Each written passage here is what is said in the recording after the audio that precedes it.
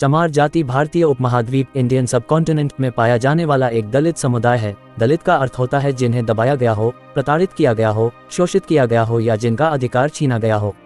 ऐतिहासिक रूप से इन्हें जातिगत भेदभाव और छुआछूत का दंश भी झेलना पड़ा है। इसीलिए आधुनिक भारत के सकारात्मक भेदभाव प्रणाली पॉजिटिव डिस्क्रिमिनेशन सिस्टम के तहत चमार जाति की स्थिति को सुधारने के लिए उन्हें अनुसूचित जाति के रूप में वर्गीकृत किया गया है। आइए जानते हैं चमार जाति का इतिहास, चमार शब्द की उत्पत्ति कैसे हुई और चमार जाति से आने वाले कुछ प्रमुख व्यक्तित्व। चमार जाति का इतिहास। चमार शब्द की उत्पत्ति संस्कृत के शब्द चर्मकार से हुई है। ऐतिहासिक रूप से जाटव जाति को ही चमार या चर्मकार के नाम से जाना जाता है।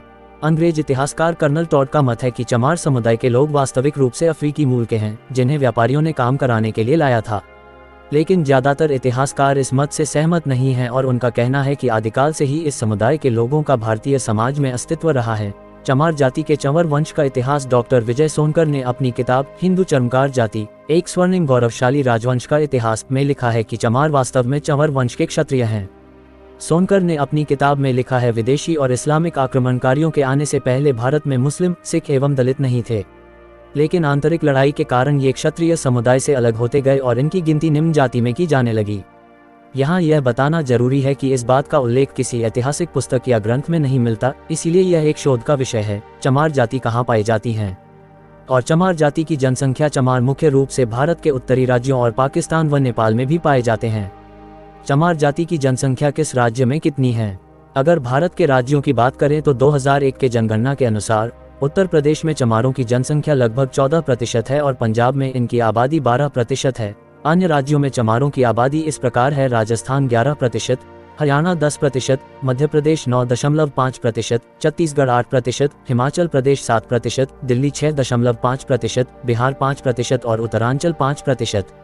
इसके अलावा जम्मू कश्मीर, झारखंड, पश्चिम बंगाल, गुजरात आदि में भी इनकी ठीक ठाक आबादी है। चमार जाति किस धर्म को मानती हैं?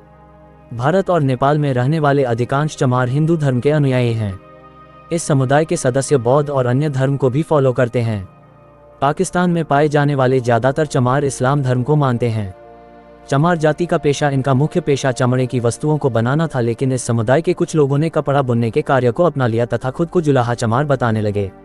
हालांकि इतिहासकार रामनारायण रावत का मत है कि चमार जाति को चर्म बनाने के पारंपरिक व्यवसाय के साथ जोड़ा गया था, लेकिन ऐतिहासिक रूप से यह कृषक थे। हालांकि बदलते वक्त के साथ मौजूदा हालात में यह कहना उचित नहीं होगा कि इस समुदाय के लोगों का पेशा कृषि या चमड़ा व्यवसाय तक ही सीमित है। आज आपको इस समुदाय के लोग सभी क्षेत्रों जैसे कला, खेल, साहित्य, शिक्षा, चिकित्सा, उद्योग, व्यवसाय, प्रशासनिक सेवा, राजनीति आदि में अपनी कामयाबी का झंडा बुलंद करते हुए दिख जाएंगे। दोस्तों, चमार शब्द एक अपशब्द है और इस जाति सूचक शब्द को कहने पर 6 माह की सजा भी हो सकती है। एक बात हम यहाँ बता दें कि हम जानकारी देने के उद्देश्य से चमार शब्द का उपयोग कर रहे हैं, लेकिन सामान्य तौर पर इस शब्द का उपयोग दलितों के लिए अपमानजनक शब्द के रूप में किया जाता है। इसीलिए माननीय सर्वोच्च न्यायालय द्वारा इसे एक जातिवादी गाली के रूप में वर्गीकृत किया गया है। इसीलिए इस शब्द का प्रयोग सोच समझकर करें, नहीं तो अनुसूचित जाति और अनुसूचित जनजाति अत्याचार निवारण अधिनियम 1989, scheduled caste and scheduled tribe prevention of atrocities act 1989 के उल्लंघन के मामले में आप पर दंडात्मक कार्रवाई हो सकती है। गौरवशाली चमार रेजिमेंट। चमार रेजिमेंट चमारों के बहादुरी का प्रतीक है। इस रेजिमेंट का गठन 1 मार्च 1943 को अंग्रेजों द्वारा दूसरे विश्व युद्ध के दौरान की गई थी।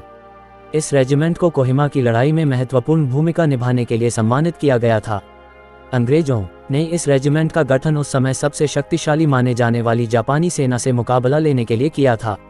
इस रेजिमेंट को इंडियन नेशनल आर्मी के खिलाफ लड़ने के लिए कहा गया, लेकिन चमार रेजिमेंट ने देश के लिए और नेताजी सुभाष चंद्र बोस के आज़ाद हिंद फौज के लिए अंग्रेजों के खिलाफ विद्रोह कर दिया।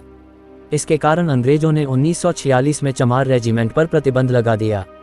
2011 के बाद राजनेताओं और दलित समुदाय के लोगों ने मांग की है कि चमार रेजिमेंट को फिर से पुनर्जीवित किया जाना चाहिए, जिससे इस समुदाय का मनोबल बढ़ेगा और साथ ही वह देश की सुरक्षा में अहम भूमिका निभा पाएंगे। चमार जाति के इतिहास को गौरवान्वित करने वाले कुछ प्रमुख व्यक्तित्व। आइए अब चमार जाति के कुछ महत्वपूर्ण व्यक्तियों के बारे में जानते हैं, जिससे यह साफ हो जाता है कि महानता जन्म से नहीं कर्म से आती है। संत रविदास या रैदास वे मोची थे, जूते बनाते थे और उसकी मरम्मत भी करते थे। समाज की भाषा में उनकी जाति कथित चमार की थी, लेकिन रविदास को राम और गोविंद की लगन ऐसी लगी थी कि रैदास नाम ही भक्त का पर्याय बनता जा रहा था।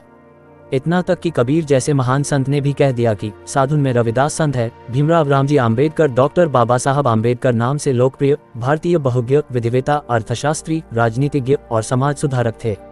उन्होंने दलित बौद्ध आंदोलन को प्रेरित किया और अछूतों दलितों से सामाजिक भेदभाव के विरुद्ध अभियान चलाया था।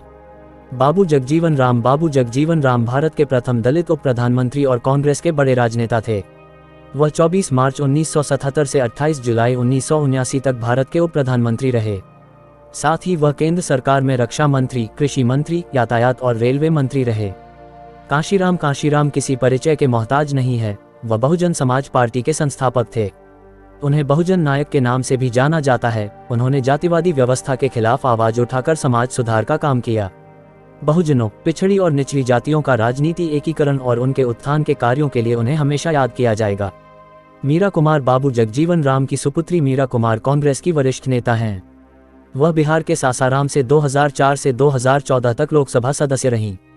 वह 4 जून 2009 से 16 मई 2014 तक लोकसभा की अध्यक्ष रहीं।